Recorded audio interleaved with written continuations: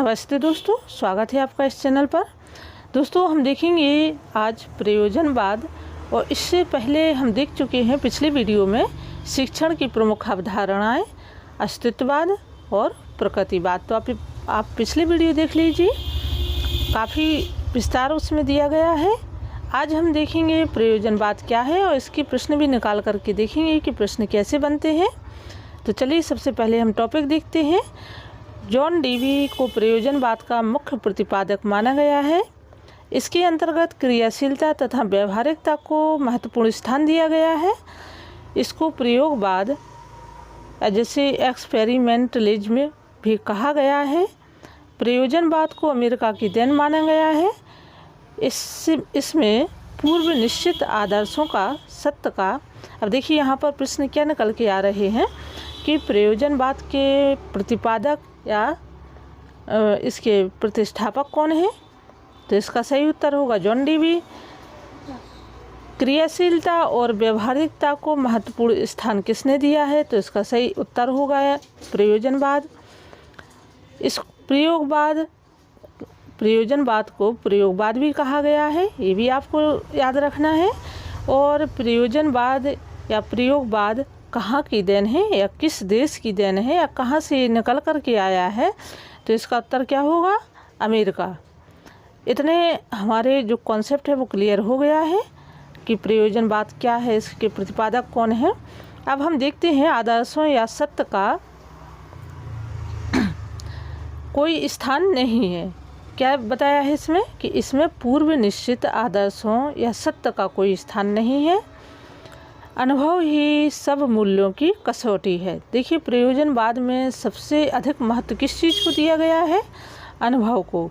हम जो कार्य करते हैं, जो कुछ सीखते हैं और उससे जो अनुभव लेते हैं वही सर्वोपरि है, वही महत्वपूर्ण है।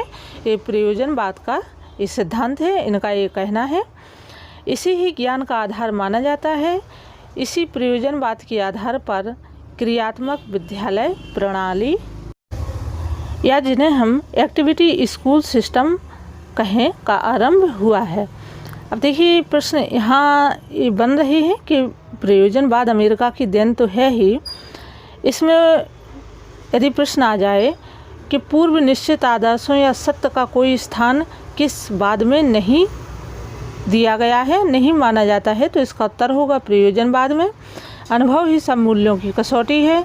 और सबसे महत्वपूर्ण प्रश्न ये है कि क्रियात्मक विद्यालय प्रणाली किसकी देन है। तो प्रयोजनवाद की देन है, जिसे हम एक्टिविटी स्कूल सिस्टम भी कहते हैं। अब आता है हमारा पांचवा, अस्तित्ववाद। तो अस्तित्ववाद में क्या है, इसके मुख्य प्रतिपादक कीर्कगार्ड हैं। किसके, अस्तित्ववाद के प्रतिपादक कौन है, कीर्कगार्ड, जिनका यह कहना है मेरा अस्तित्व है क्योंकि मैं ऐसा सोचता हूँ, इसलिए मैं सोचता हूँ कि मेरा अस्तित्व है। इसमें व्यक्तिवाद पर अधिक बल दिया गया है। अस्तित्व को बनाए रखने के लिए, देखिए अस्तित्ववाद के प्रश्न एक है, अस्तित्ववाद के प्रतिपादक कौन है, कीर्कगार्ड हैं। प्रश्न एक ए हुआ। दूसरा प्रश्न है कि अस्तित्ववाद में किस पर अधिक बल दिया गया है, अस्तित्ववाद में किस पर अधिक बल दिया गया है। तो इसका प्रश्न होता है कि अस्तित्ववाद में व्यक्तिवाद पर अधिक बल दिया गया है। मेरा अस्तित्व है क्योंकि मैं ऐसा सोचता हूँ, ये किसका सिद्धांत है या किसका कथन है। तो इसका उत्तर क्या होगा, कीर्कगार्ड। तो अस्तित्ववाद क्या है, इसके प्रतिपादक कौन है, इतने अपने प्रश्न हुए। आगे हम देखते हैं अस्तित्ववाद को बनाए रखने या पूर्णता लक्ष्य को प्राप्त करने के लिए व्यक्ति को स्वयं संघर्ष करना पड़ता है। अस्तित्ववाद का मूल मंत्र है अपने आप को जानो। शिक्षकों का कर्तव्य बनता है कि वे छात्रों में मौलिकता, सृजन शक्ति, सक्रियता, मानवतावादी दृष्टिकोण आदि उत्पन्न करने में सहायक बने। अब यहाँ पर प्रश्न आता है कि अस्तित्ववाद को बनाए रखने के लिए, पूर्णता लक्ष्य को प्राप्त करने के लिए व्यक्ति को स्वयं संघर्ष करना पड़ेगा या प्रश्न ऐसा कैसा भी ये बन सकता है। तो अस्तित्ववाद का मुख्य उद्देश्य है, मैं स्वयं ऐसा सोचता हूँ, मेरा अस्तित्व है, मैं हूँ। तो यहाँ पर अस्तित्ववाद का सिद्धांत आ जाता है। छठवां है अपना योग। योग में क्या है, परंपरागत रूप से भारतीय दर्शन के 6 रूप माने जाते हैं, जिनमें से योग एक है। ऋषि पतंजलि को योग शास्त्र का रचयिता माना जाता है। योग मन की प्रवृत्तियों को नियंत्रित करने की विधा है। यह मात्र शारीरिक व्यायाम नहीं है। इसके 8 घटक हैं। यम या आत्मनियंत्रण, जिसे हम सेल्फ कंट्रोल भी कहते हैं।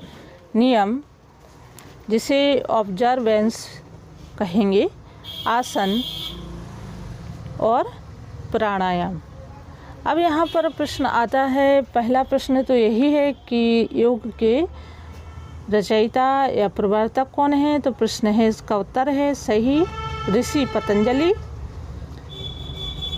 अगला प्रश्न है, परंपरागत रूप से भारतीय दर्शन के कितने रूप माने जाते हैं। तो 6 रूप माने जाते हैं। योग के कितने घटक हैं। तो इसके 8 घटक हैं, ये हमें याद रखना है। और घटक यही हैं, यम आत्मनियंत्रण या जिसे हम आत्मनियंत्रण कहें, नियम, आसन, प्राणायाम, प्रत्याहार। प्राणायाम को देखिए ब्रेथ कंट्रोल भी कहते हैं, जो सांस रोककर हम आसन करेंगे उसे प्राणायाम कहेंगे। प्रत्याहार, धारणा, ध्यान और समाधि, ये योग के 8 घटक हैं, ये आपको याद रखना है। योग के इन घटकों का अनुसरण करते हुए अज्ञान को दूर किया जा सकता है एवं ज्ञान की प्राप्ति की जा सकती है। तो योग के प्रश्न यहीं से निकल के आएंगे। आपको ये विशेष रूप से याद रखना है, एक परीक्षा की दृष्टि से काफ़ी महत्वपूर्ण टॉपिक है। दोस्तों आज के लिए इतना ही। Thank you.